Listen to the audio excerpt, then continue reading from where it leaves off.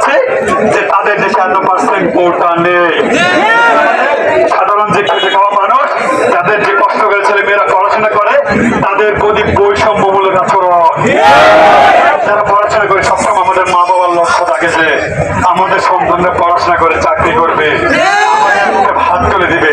কিন্তু আমরা দেখতে পাই এই বৈষম্য এবং অবর্জিত দালালের জন্য আমরা তাকে বৈষম্যের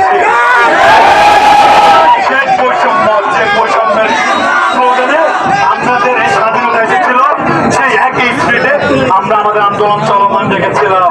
কিন্তু সর্বশেষ কি হলো, হাইকোর্ট নির্দেশনা দিল যে সরকার চাইলে কোটা সংস্কার করতে পারবে।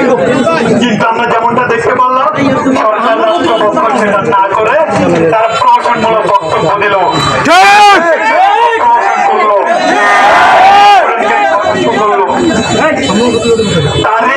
তারই প্রতিবাদে আমাদের বিক্ষোভ সমাবেশ।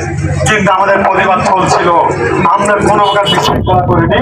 কিন্তু এর মধ্যে একটা ছাত্র সংগঠন এছাড়া অন্যান্য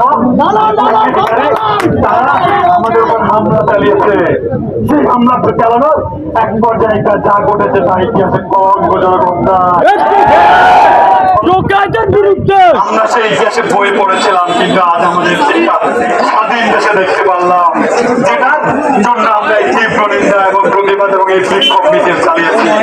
আমরা সরকার এবং রাষ্ট্রপক্ষকে বলতে চাই যে সারা বাংলার যেখানে যে অনেক চলন থাকে না, সবসময় একতা বদ্ধ, তাদের দাবি আদায়ে বদ্ধপরিকর, অন্যায় আচরণ দিয়ে কমিয়ে রাখা যাবে না।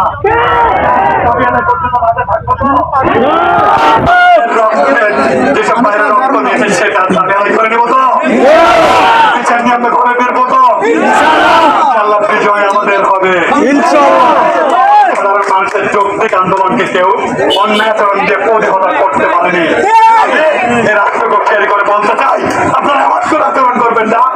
আমাদের সাধারণ শিক্ষার্থীদেরকে একটা বৈষম্যের স্বীকার করে